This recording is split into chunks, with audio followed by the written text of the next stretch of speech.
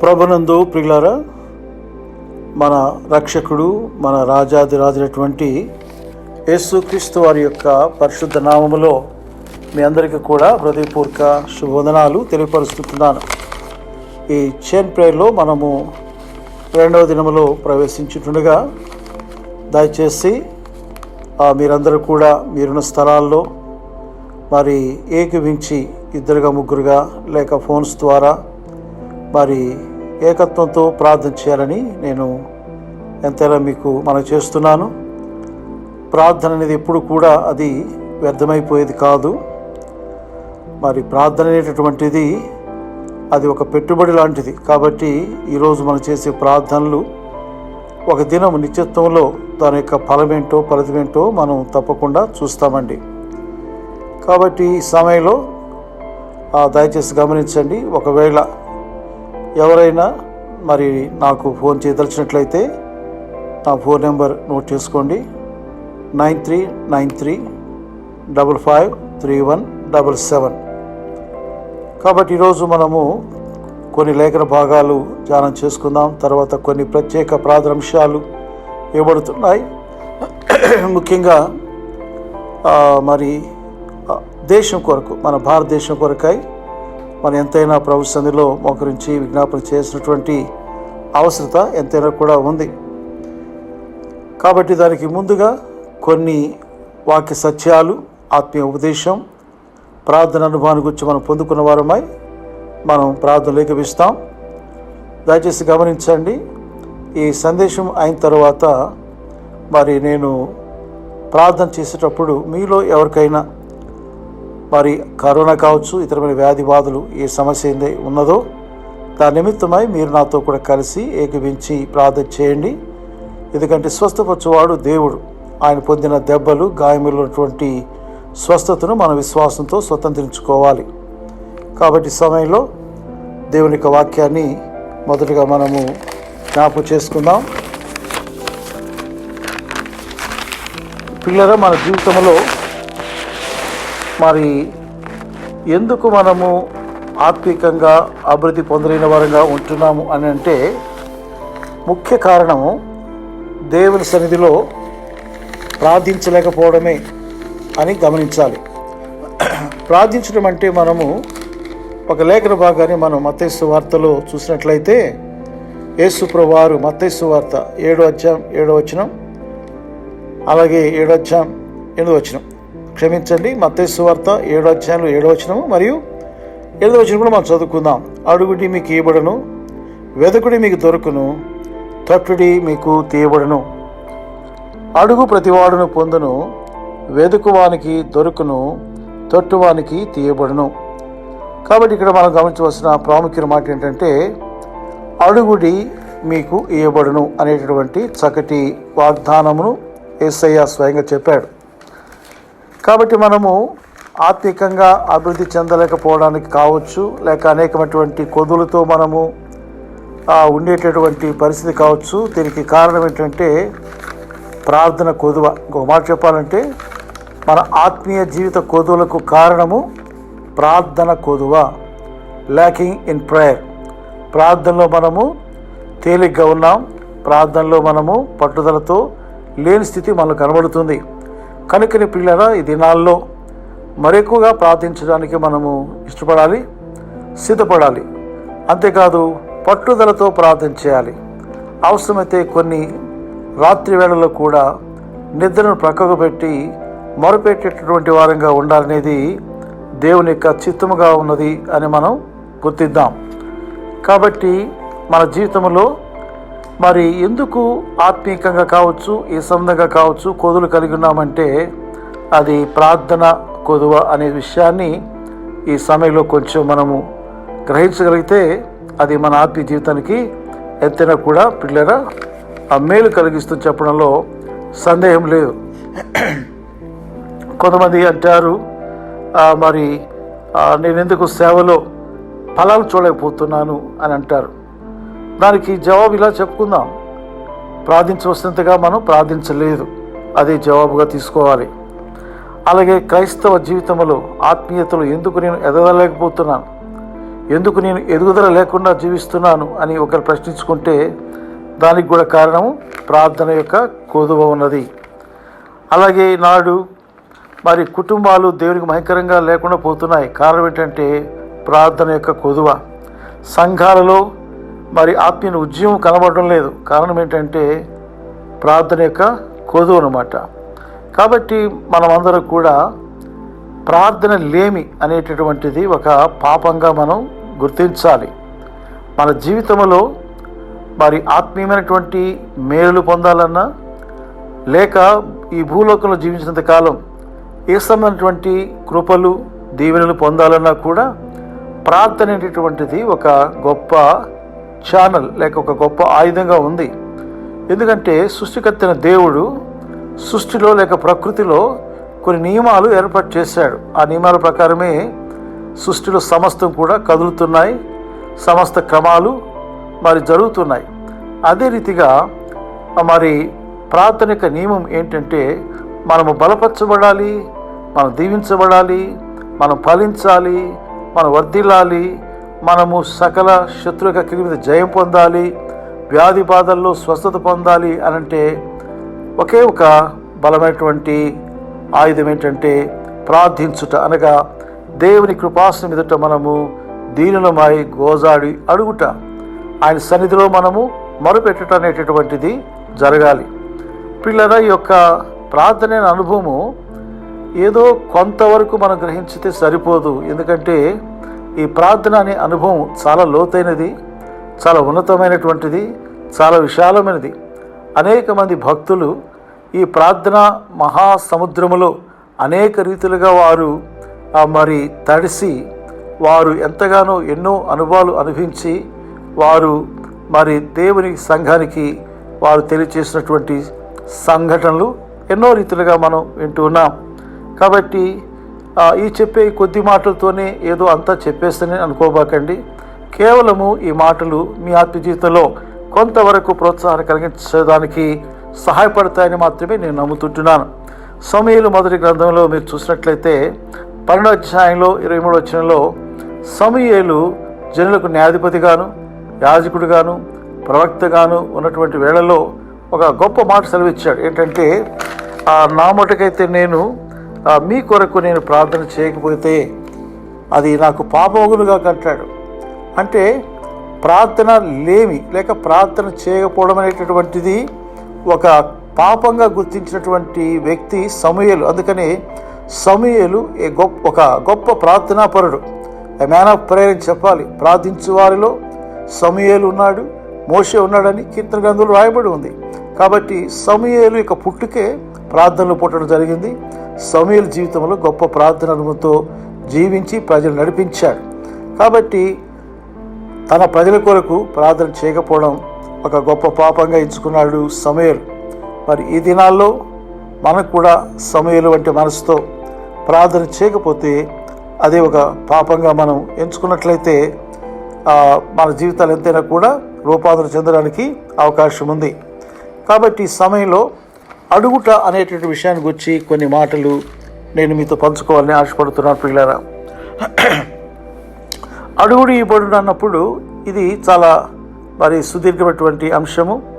కొంతమంది ఏమనుకుంటారంటే మేము అడిగిందల్లా దేవుడు ఇచ్చేయాలి కదా అనుకుంటారు. కానీ పిల్లరా, ఒక భక్తుడు ఏమన్నాడంటే ప్రార్థనలు అడిగినప్పుడు దేవుడు నీకు 3 రకాలుగా జవాబిస్తాడు. ఒకటి ఏంటంటే ఎస్ అంటాడు, అడిగింది నీకు ఇస్తాడు. ఇంకొక జవాబు ఉంది, అదేంటంటే నో అంటాడు, అంటే అది ఇవ్వను అంటాడు. అది కూడా జవాబే. మన వాళ్ళు లేక క్రైస్తవ విశ్వాసం ఏమనుకుంటారంటే అడిగినప్పుడు పొందుకుంటేనే అది దేవుడు ఇచ్చిన జవాబుగా భావిస్తారు. లేదండి, కొన్ని సమయాల్లో దేవుడు వెంటనే ఇవ్వచ్చు, లేక ఇది వద్దు నీకు ఇది ఇవ్వను అని కూడా అనవచ్చు. కొన్ని సమయాల్లో దేవుడు వెంటనే ఇవ్వకుండా లేక నో అని చెప్పకుండా వెయిట్ చేయమంటాడు, వేచి ఉండమంటాడు, వెయిట్ అంటాడు. కాబట్టి ఈ ఎస్ అన్నా నో అన్నా వెయిట్ అన్నా కూడా ఈ 3 కూడా ప్రార్థనకు దేవుడు ఇచ్చేటటువంటి జవాబులు. అయితే మనం దేవుని అడగాలి. ఎంతగా అడగాలనే విషయాన్ని మనము లేఖనాల్లో అనేక రకాలుగా చూడొచ్చు.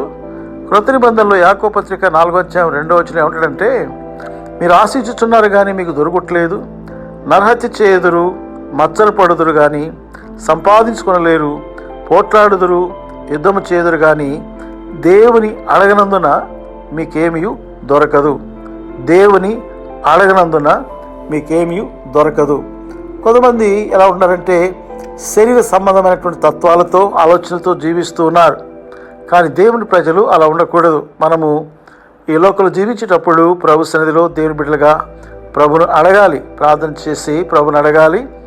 ప్రభు అడిగిన వారికి ఇచ్చేటటువంటి దేవుడుగా ఉన్నాడు. అయితే ఇంకొకటి కూడా ఏంటంటే, కొన్నిసార్లు మనం ఏం చేస్తామంటే మా స్వకీయ ఆశలు అడుగుతాం. అది దేవునికి లేక దేవుని చిత్తానికి విరోధంగా ఉంటుంది. అందుకని యాకోబు పత్రిక 4:3 ఏమని రాయబడింది? మీరు అడిగినను మీ భోగ నిమిత్తము వినియోగించుటకై దురుద్దేశముతో అడుగుదురు గనక మీకేమీ దొరకటలేదు. కాబట్టి మనము అడిగే విషయాలు ఎలా ఉండాలంటే ఆత్మానుసారంగా ఉండాలి, దేవుని చిత్తమునకు, దేవుని వాక్యమునకు అనుకూలంగా ఉండాలి. అందుకని మొదటి యోహాను పత్రికలో కూడా రాయబడిన మాట ఏంటంటే, మనం దేవుని చిత్తానుసారంగా ఏది అడిగినా కూడా అది ఆయన వల్ల మనకు దొరుకుతుంది. అయితే ఒక ప్రాముఖ్య విషయం ఇందులో మనం నేర్చుకోవాల్సినటువంటి అనుభవం ఏంటంటే, మనము అడుగుతున్న అనుభవం కలిగిన వారంగా ఉన్నామా? ప్రతి విషయంలో కూడా మనము ప్రభుని అడుగుట అనేటటువంటిది జరగాలి. అడుగుట వలన ఏమవుతుందంటే ప్రభు మీద ఆధారపడడం జరుగుతుంది. అడుగుట వలన ప్రభుత్వం మనకు సంబంధం పెరుగుతుంది. అడుగుట వల్ల మన విశ్వాసం పెరుగుతూ ఉంటుంది పిల్లరా. అందుకని మనము చిన్నబిడ్డలకు కూడా ఈ అనుభవం నేర్పించాలి. చిన్నబిడ్డలు మిమ్మల్ని తల్లిదండ్రులుగా ఏదైనా ఒక వస్తువు కావాలనేటప్పుడు ముందు వారికి ఏం చెప్పాలంటే, మీరు ప్రార్థన చేయమని చెప్పాలి. వారు ప్రార్థన చేస్తున్నప్పుడు ఒక సమయంలో మీరు అది ఇచ్చినప్పుడు ఇది దేవుడు వారికి ఇచ్చినటువంటి ఒక బహుమానంగా వారు స్వీకరించి సంతోషించడం, ఆ రీతిగా వారు దేవుని మీద ఆధారపడడం నేర్చుకోవడానికి అవకాశం ఉంటుంది పిల్లారా. కాబట్టి మనము దేవుని వాక్యానుసారముగా, దేవుని చిత్తానుసారముగా అడుగుట ద్వారానే దేవుని కార్యాలు చూడగలము అనేది గమనించాలి. కొన్ని సమయాల్లో మనకు వ్యాధి బాధ కలిగినప్పుడు, సమస్యలు వచ్చినప్పుడు, ఆ శత్రు క్రియలు పైబడినప్పుడు మనము ప్రార్థనలో అడుగుతూ ఒక గొప్ప విజయాన్ని మనము పొందుకునే వారంగా ఉండాలని కూడా దేవుడు ఆశిస్తున్నాడు. పిల్లరా, మరి ఈ సమయంలో ఈ అడుగుట అనే విషయంలో ఒక చిన్న వృత్తాంతాన్ని మీకు జ్ఞాపకం చేసి ఈ సందేశాన్ని ముగించాలని ఆశపడుతున్నాను. 2 రాజుల గ్రంథం 4వ అధ్యాయంలో 1 నుంచి 7 వచ్చిన వరకు మనం చదివినట్లయితే, అక్కడ ఒక స్త్రీ, ఆమె విధవరాలు, ఎలీషా ప్రవక్త యొక్క శిష్యులలో ఒకడు మరి చనిపోవడం జరుగుతుంది. అనగా ఎలీషా నడిపించినటువంటి ఆ యొక్క ప్రవక్తల పాఠశాలలో మరి తరబితి పొందినటువంటి ఒక వ్యక్తి, ఒక శిష్యుడు చనిపోవడం జరుగుతుంది పిల్లరా. మరి ఈ రోజుల్లో కూడా మనకు ఇదే ఒక ప్రశ్నగా ఉంది. అనేక మంది దైవ సేవకులు చనిపోతున్నారు. మరి వారి కుటుంబానికి దిక్కేది, వారి కుటుంబానికి ఆదరణేది, వారి కుటుంబానికి ఆశ్రయం ఏది అనే ప్రశ్నలు ఈరోజు చాలా రకాలుగా వస్తున్నాయి. మరి ఈ దినము ఈ 2 రాజుల గ్రంథం 4వ అధ్యాయంలో మొదటి 7వ వచనంలో మనం గమనించినట్లయితే, మరి భర్తను కోల్పోయినటువంటి ఒక స్త్రీ నిలబడింది. ఆమె గమనించినప్పుడు ఆమెకు 2 కుమారులు ఉన్నారు అని కూడా మనకు వాక్యంలో వ్రాయబడి ఉంది. అదే సమయంలో ఒక గొప్ప సమస్య ఆమె జీవితంలో కలిగి ఉంది. ఏంటంటే అప్పులు పాలైనటువంటి కుటుంబంగా ఉంది. ఆర్థికంగా వారు ఇబ్బందులు ఉన్నారు. మరి ఏ కారణమో మనకు తెలియదు. మరి చనిపోయినటువంటి భర్త కొంతమంది దగ్గర రుణాలు చేస్తున్నాడు. ఆ రుణం ఇచ్చిన వ్యక్తి వచ్చి ఏమంటాడంటే, మరి రుణం ఇస్తారా లేకపోతే మీ కుమారుడిద్దరిని కూడా మరి దాసులుగా అప్పగిస్తారని మరి బలవంతం చేస్తాడు. గొప్పగా వారిని బాధిస్తాడు, అంటే డిమాండ్ చేస్తాడు అనమాట.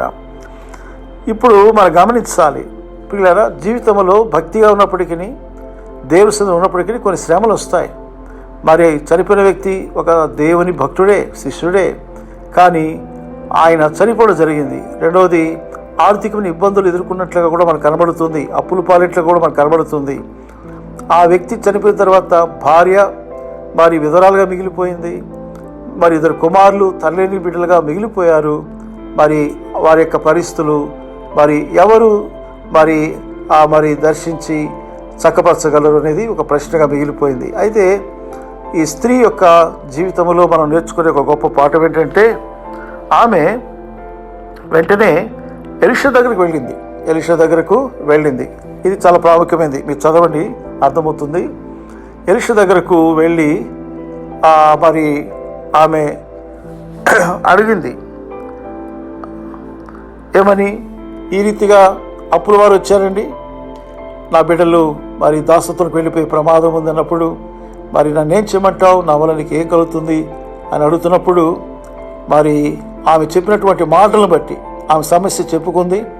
దాన్ని బట్టి ఎలీషా ప్రవక్త ఆమెకు ఒక చక్కని సలహా ఇచ్చాడు. ఇక్కడ మనం గమనించవలసినటువంటి ఒక చిన్న అనుభవం ఏంటంటే, సమస్య ఎదురైనప్పుడు, అప్పుల వాళ్ళు వచ్చి బెదిరించినప్పుడు, తన బిడ్డలకు భవిష్యత్తులో ప్రమాదం కలిగే పరిస్థితి ఏర్పడినప్పుడు ఆమె చేసిన పని ఏంటంటే, ఆమె నేరుగా ఎలీషా దగ్గరికే వెళ్ళినట్లుగా మనం చూస్తున్నాం.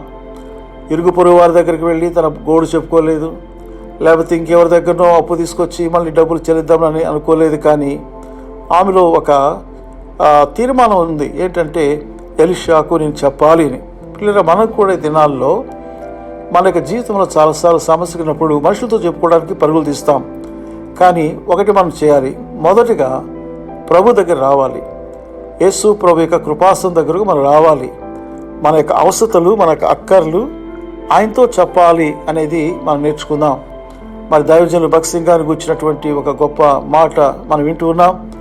దేవుడు అని చెప్పిన మాట ఏంటంటే, నీ అక్కల కొరకు ఎవరిని ఎప్పుడు అడగవద్దు అనేటటువంటి ఆ గొప్ప మాట ప్రభు ద్వారా పొందినటువంటి భగత్ సింగ్ గారు దైవజనులు తన జీవితంలో ఎప్పుడు కూడా ఎవరిని కూడా చేతులు చాచి కానీ, ప్రత్యక్షంగానో పరోక్షంగా కానీ తన యొక్క ఆర్థిక అవసరతలు ఎప్పుడు కూడా చెప్పకుండా విశ్వాసంతో జీవించినటువంటి గొప్ప దైవజనుడు భగత్ సింగ్ గారు. కాబట్టి పిల్లలు గమనించండి, మనకు కూడా విశ్వాసంతో అడగాలి. విశ్వాసం లేకుండా దేవునికి ఇష్టడేటట అసాధ్యం. కాబట్టి ఈమె ఎలీషా దగ్గరికి వెళ్ళింది. ఇక నేను మీకు ఒక మాట కూడా చెప్తున్నాను, ఏంటంటే భూ సంబంధమైన జీవితంలో మనం ఉన్నప్పుడు మనకు చాలా అక్కర్లు వస్తాయి, చాలా సమస్యలు వస్తాయి, ఇబ్బందులు వస్తాయి, వ్యాధులు వస్తాయి.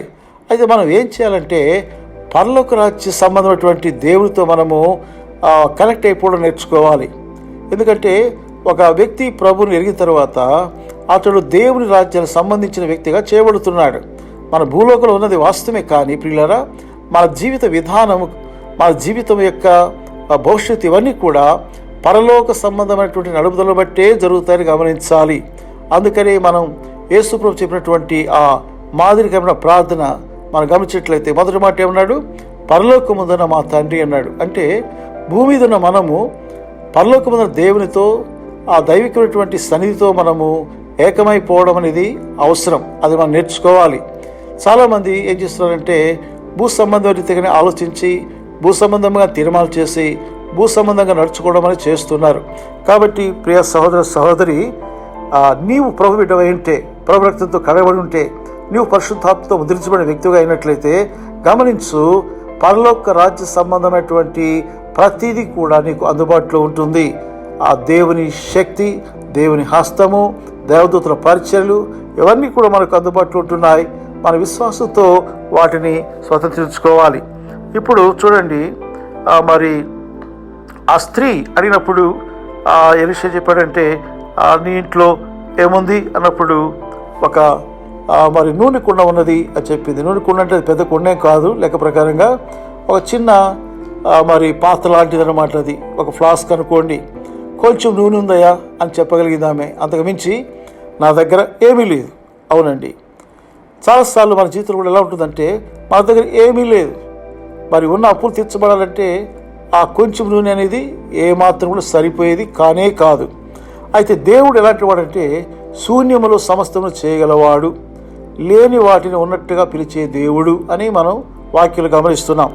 కాబట్టి ఆమె చేసినటువంటి కార్యం ఏంటంటే తనకున్న స్థితిని చెప్పుకుంది. మనకు కూడా మన ఖాళీ స్థితిని, మన నిష్ప్రయోజకమైనటువంటి స్థితిని, మన నిస్సహాయ స్థితిని ప్రభుతో చెప్పుకున్నట్లయితే ఆ ప్రభు మనను చక్కగా మరి గైడ్ చేస్తాడు, నడిపిస్తాడు. మన అవసరతలు కూడా అద్భుత రీతిగా ఆయన తీరుస్తాడు. ఎందుకంటే మన ప్రభు అడుగు వాటికంటే ఊహించే వాటికంటే కూడా అత్యధికంగా దయచేయగల దేవుడు.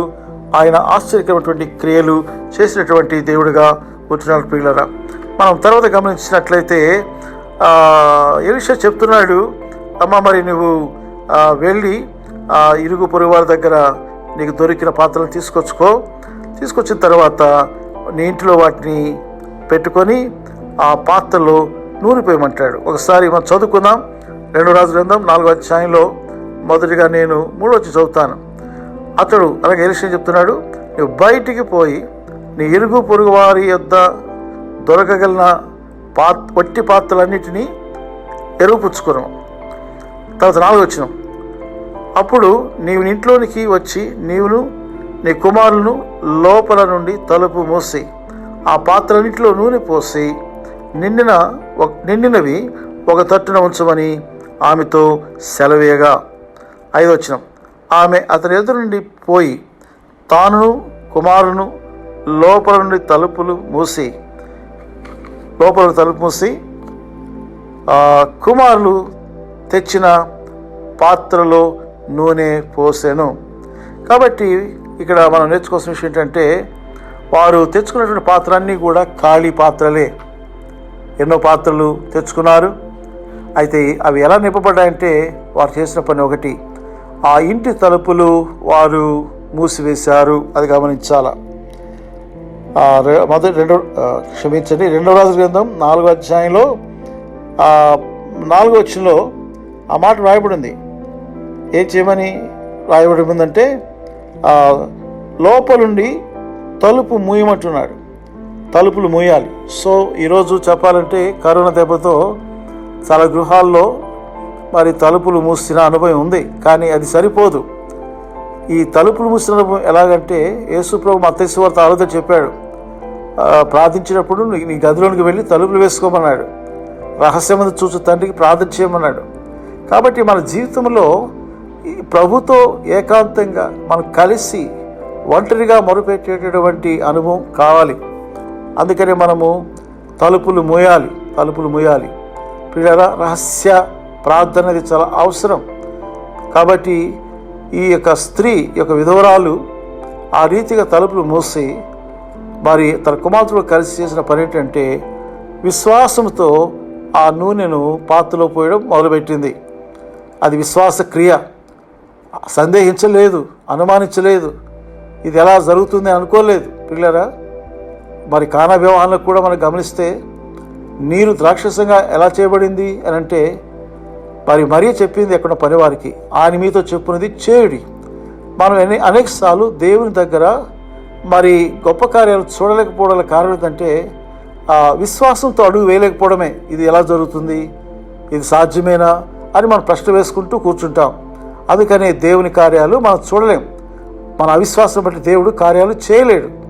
అయితే ఈమె విశ్వాసంతో పాత్రన్నింటిలో కూడా నూనె పోస్తుంటే అన్ని పాత్రలు నిండిపోయినాయి. తర్వాత ఆమె వెళ్ళి ఎలీషాకు చెప్పినప్పుడు ఎలీషా ఒక చక్కటి జవాబు చెప్పాడు. ఏంటంటమ్మా, నువ్వు వెళ్ళి ఆ నూనె అమ్ముకో, అది అమ్మి ఆ సొమ్ముతో అప్పులు తీర్చుకో. అది ఎంత సమృద్ధి కలుగుతుందంటే అని చెప్పాడు, అప్పు తీర్చిన తర్వాత మిగిలిన దానితో నీవును నీ పిల్లలను బ్రతుకుడని ఆమెతో చెప్పాను. అది 7వ వచనం ఉందండి. కాబట్టి అక్కడ మనం చూసినట్లయితే సమృద్ధినిచ్చాడు దేవుడు. ఏదో అరాకొరగా ఇచ్చి అప్పులు తీర్చుకొని అంతటితో ముగించలేదు. వాక్యం మనం చూసినట్లయితే అది సమృద్ధి అయినటువంటి ధనముగా వచ్చింది. కాబట్టి ఎలీషా మాట చెప్తున్నాడు, అమ్మా నువ్వు వెళ్ళి ఆ నూనె అమ్ముకుంటే నీకు సమృద్ధి కలుగుతుంది, అప్పులని తీరిపోతాయి, అంతేకాదు మిగులుతుంది. అంటే మిగులుతా అనేటటువంటి సమృద్ధికి సాదృశ్యంగా ఉంది. దాంతో నీవు నీ పిల్లలు చక్కగా పోషించబడండి, బ్రతకండి అని చెప్పాడు. కాబట్టి పిల్లారా, ఇక్కడ మనం నేర్చుకోవాల్సినటువంటి ఆత్మీయ పాఠం ఏంటంటే, ఈ విధవరాలు, ఈ స్త్రీ తన కష్టకాలంలో, తన సమస్యలో, తన ఇబ్బందిలో ఎలీషాను అడిగి ఎలీషా ద్వారా చక్కటి మార్గం బోధించబడి తన జీవితానికి, తన కుటుంబానికి, తన భవిష్యత్తుకి, తన బిడ్డల కొరకు చక్కటి మేలు పొందుకున్నట్లుగా మనం చూస్తుంటున్నాం. కనుక నీవు కూడా నీ జీవితంలో, నీ వ్యక్తిగత జీవితం కావచ్చు, నీ బిడ్డల విషయంలో కావచ్చు, లేక భవిష్యత్తు విషయంలో కావచ్చు, లేక ఈరోజు నేను వెంటాడుతున్న సమస్య విషయంలో కావచ్చు, ఒకటే మార్గం ఉంది. విశ్వాసంతో మనం దేవుని వైపు చూచి మొరపెట్టాలా. నేను నా జీవితంలో కొన్నిసార్లు చూసినప్పుడు ఇవి జరుగుతాయా, ఇది సాధ్యమేనా అనేటువంటి ప్రశ్నలు నాకు రాకపోలేదు. కానీ దేవుడు నా అంతరంగంలో చెప్తున్న మాట ఏంటంటే, విశ్వాసంతో కనిపెట్టు, ఎదురు చూడు అని చెప్తూ వచ్చాడు. ఆ రీతి నేను అనేక భయంకరమైనటువంటి మరి సమస్యల నుంచి, అపాయముల నుంచి, మరి నేను శోధన నుండి తప్పించబడి ఈరోజు వరకు కూడా నేను నిలబడగలుగుతున్నాను. కాబట్టి పిల్లారా, మనమందరం కూడా ఈ రీతిగా ప్రభు సన్నిధిలో ప్రార్థించే వారంగా, అడిగే వారంగా ఉందుముగాక. ప్రభు చెప్పిన మాట జ్ఞాపకం చేసుకుందాం. అడుగుడి మీకు ఇవ్వబడును అని చెప్పే మాట ఈరోజు మనం విశ్వసించిన వారమై ప్రభు చూద్దాం. అలాగే సంతోషం పరిపూర్ణమైనట్లు అడుగుడి మీకు దొరకని ప్రభు చెప్పాడు. కాబట్టి అయితే మనం గమనించవలసిన సత్యం ఏంటంటే, మరి మన ఇష్టానుసారంగా మనం అడిగేది కాకుండా దేవుని ఇష్టం ప్రకారంగా, దేవుని చిత్తానుసారంగా, వాక్యానికి మరి అనుకూలమైన రీతిగా ప్రభు యొక్క ఆత్మ నడుపుదల ప్రకారంగా మనము అడిగి ప్రభు దగ్గర పొందుకొని ప్రభు కొరకు జీవిస్తూ ప్రభునామాన్ని మహిమపరచుదుము కాక. మంచిది, సమయంలో ప్రార్థన చేసుకుందాం. దయచేసి కొద్ది నిమిషాలు ప్రార్థనలో ఏకీభించండి. నేను ముందుగా చెప్పాను, మీరు విశ్వసించి ఈ ప్రార్థనలు ఏకీభించినట్లయితే మరి దేవుడు మీ జీవితంలో తన కార్యాలు చేస్తాడు. కాబట్టి విశ్వసిస్తాం. ప్రభు యొక్క శిలువ ప్రేమ చూద్దాం, ఆయన పొందిన దెబ్బలు, ఆయన గాయాలు, ఆయన చిందించిన రక్తం చూద్దాం. మరణం గెలిచి లేచిన ప్రభు, అపవాదిని ఓడించి లేచిన ప్రభు, పునరుద్ధరణ ప్రభుని మనం చూద్దాం. మహిమలో ఉన్న ప్రభుని చూద్దాం. ఆయన యొక్క విజయాన్ని మనం విజయంగా స్వతంత్రించుకుందాం. దేవుని ద్వారా గొప్ప కార్యాలు మనము పొందుకుందాం. ప్రార్థన చేస్తాం. దయచేసి అస్వస్థ ఉన్నవారు మీరు ఏకీవించి ప్రార్థన చేయాలని మనం చేస్తున్నాను. మరి ప్రభు ఒక మాట చెప్పాడు, రోగుల మీద మీరు చేతుచ్చినప్పుడు వాళ్ళ స్వస్థతను అందెదురు అన్నాడు. ఈ సమయంలో మరి నేను మీకు సమీపంగా లేను కనుక మీరు విశ్వాసంతో మీ కుడి హస్తాన్ని మీ తల మీద పెట్టుకోనండి, విశ్వసించండి. స్వస్థపరచువాడు దేవుడు, మనుషులు కాడు. అయితే నేను కానీ నేను మీ పక్షంగా దేవుని సందులో చిన్న ప్రార్థన చేస్తున్నానండి. ప్రార్థన లేఖించండి. హల్లెలూయా, స్తోత్రం. జీవగల తండ్రి మీకు స్తోత్రం. కృపా కనికల దేవా మీకు స్తోత్రం, స్తోత్రం. ఇదిగో తండ్రి, ఈ యొక్క సమయంలో అడుగుడి మీకు ఇవ్వని చెప్పినటువంటి మాటను బట్టి మీకు స్తోత్రాలు. ప్రభా, మేము మనుషులు అడుగుడు కాదు, అధికారులు అడుగుడు కాదు, కానీ పరలోకపు తండ్రివి, పరలోకపు రాజు అయినటువంటి మీ సన్నిధిలో మీ కృపాసముట అడుగుట అనేటటువంటి ఆ ప్రార్థన అనుభవాన్ని ఇంకా లోతుగా నేర్చుకోవడానికి సహాయం చేయండి. మా విశ్వాసం ఇంకా బలపరుచుకునే కృప మాకు దయచేయండి. ఆ ప్రవక్త చనిపోయాడు, తన భార్య తన బిడ్డలు ఇబ్బందులు ఉన్నప్పుడు ఆ విధవరాలుగా ఉన్నటువంటి ఆ దాసురాలు చేసినటువంటి కార్యాన్ని మీరు మాకు జ్ఞాపకం తీసుకొచ్చారు. తను ఎవరి వద్దకు వెళ్ళలేదు, ఎవరిని అడగలేదు. మరి తన సమస్యను కేవలం ఎలీషాతో చెప్పిన కారణాన్ని బట్టి ఎలీషా ద్వారా కలిగినటువంటి ఆ యొక్క మేలు ప్రభు మేము గమనించాం. అలాగే పరలోక పొందిన దేవుడు, ఓ దేవా, మేము ప్రభు యేసుక్రీస్తు నామములో మీ కృపాసనకు వచ్చినప్పుడు మేము మా జీవితంలో ప్రతి అక్కర కూడా తీర్చబడినట్లుగా మీరు మాకు సహాయం చేసి దేవుడిని ఎరిగి మీకు వందనాలు స్తోత్రాలు చెల్లిస్తున్నాం. ఇదిగో ప్రభువా, మరి విసుగక అడగాలి, నిత్యము అడగాలని కూడా మీ వాక్యంలో సెలవిస్తుండగా ఆ విధవరాలు లూకా సువార్తలో 18వ అధ్యాయంలో మరి ఏ రీతిగా మాటి మాటికి అన్యాసన న్యాయాధిపతి దగ్గరికి వెళ్ళి అడుగుతూ తన ద్వారా మరి తన మేలు ఎలా పొందుకుందో మేము కూడా ఆ రీతిగాని అట్టి విశ్వాసంతోనే విసుగక అడుగుటకు మాకు నేర్పించండి, విశ్వాసంతో అడుగు మాకు నేర్పించమని ప్రార్థన చేస్తున్నాం. సహాయం చేతండి దేవ. ఇతని యొక్క చనిపోయిన దీవెనకరంగా చేయండి. మా ప్రభు ముఖ్య దేశం కొరకు చేసే విజ్ఞాపనలు ఆలకించండి. ఇదిగో ఈ సమయంలో కరోనా వ్యాధి చేత కావచ్చు, ఇతరమైన వ్యాధులు కావచ్చు, ఇతరమైన సమస్యల ద్వారా కావచ్చు, ఇతరమైన బలహీనతలు కావచ్చు. ఓ దేవా, ఏ పరిస్థితుల్లో బిడ్డలు ఉన్నారు, ఎవరైతే విశ్వాసంతో మేము చూస్తూ దేవా మరి మీ సదులు ఏకీవించి ప్రార్థన చేస్తున్నారు. దేవా, నేనైతే వారి పక్షంగా మొరపెడుతున్నాను. నేను వారిని చూడకపోవచ్చు, కానీ మీరు చూస్తున్నారు ప్రభా. మీరు పొందే దెబ్బలు, గాలి, స్వస్థత వాళ్ళు నింపండి తండ్రి. యేసుక్రీస్తు నామములో ప్రతి అంధకార శత్రుక క్రియ, వ్యాధిక ప్రభావాన్ని గద్దిస్తున్నాను. దూరపరచండి తండ్రి, విడుదల దాయిచ్చే తండ్రి. దేవారి అక్కలు మీరు తీర్చండి, ఆత్మికంగా స్థిరపరిచి బలపరచండి. ప్రభా, మీరు త్వరగా రాబోతున్నారు, మీ ప్రత్యక్షత కొరకే సిద్ధపరచండి. ఇంకా రక్షణ లేని బిడ్డ ఉన్నట్లయితే కుటుంబంలో వారందరూ కూడా సిలువేయబడి యేసు వైపు చూడడానికి సహాయం చేయండి. యేసు రక్తంలో కడబడడానికి సహాయం చేయండి. మరణించి లేచిన యేసును, సజీవుని యేసును వారు విశ్వసించిన వారే నిత్య జీవానికి వారసుటకు సహాయం చేయని ప్రార్థిస్తూ యేసుక్రీస్తు నామములోనే స్తుతించి ప్రార్థించి వేడుకొంచున్నాం తండ్రి. Amen, amen. సమస్త జ్ఞానించే దేవుని సమాధానం ప్రభువైన యేసుక్రీస్తు వారి ద్వారా మన హృదయములకు తలపులు కావలించబడి ఇప్పుడు ఎల్లప్పుడూ భద్రపరచును గాక. Amen, amen. పిల్లరా, నేను ఇందాక ముందుగా చెప్పినట్లుగా మరి మాకు ప్రార్థన అంశాలు కూడా కావాలి, మేము ప్రార్థన చేస్తామని ఎవరైనా కోరుకుంటే దయచేసి 9393553177కి మీరు మెసేజ్ పెట్టండి. ప్రార్థన అంశాలు కూడా మీకు పంపిస్తాం. God bless you.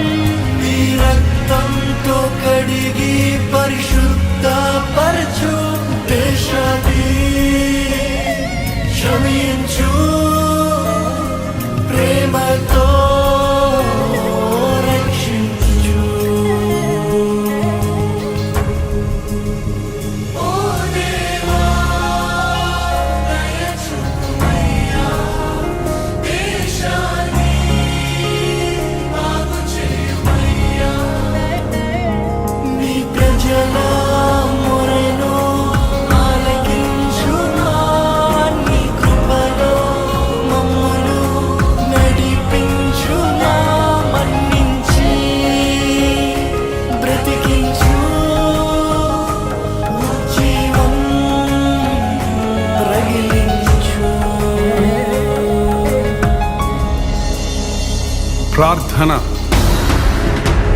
నా పేరు పెట్టబడిన నా జనులు తమ్ము తాము తగ్గించుకొని ప్రార్థన చేసి నన్ను వెతకి తమ చెడు మార్గములను విడిచిరేడల ఆకాశము నుండి నేను వారి ప్రార్థన విని వారి పాపములను క్షమించి వారి దేశమును స్వస్థపరచుదునన్న దేవా, మా దేశమును కనికరించము. అంధకార శక్తుల నుండి, దురాత్మల సమూహముల నుండి ఈ దేశమును విడుదల చేయుచున్నాము. అవినీతి అక్రమాల నుండి, ఉగ్రవాదుల దాడుల నుండి ఈ దేశమును తప్పించుచున్నాము. నానా విధములైన బాధలతో, వ్యాధులతో, రుగ్మతలతో బాధపడుచున్న వారిని నజరేయుడైన యేసుక్రీస్తు నామములో స్వస్థపరచుచున్నాము. లైంగిక పాపములకు, మత్తు పదార్థములకు బానిసలైన వారిని నజరేయుడైన యేసుక్రీస్తు నామములో విడుదల చేయుచున్నాము. కృంగిన స్థితిలో, మరణమే శరణమన్న స్థితిలో ఉన్న వారిని యేసుక్రీస్తు నామములో విడుదల చేయుచున్నాము. మా దేశ నాయకులను, మా దేశ ప్రజలందరినీ వ్యాధి బాధల నుండి, కీడు నష్టముల నుండి, పాప బంధకముల నుండి నజరేయుడైన యేసుక్రీస్తు నామములో విడుదల చేయుచున్నాము. ఆమేన్, ఆమేన్, ఆమేన్.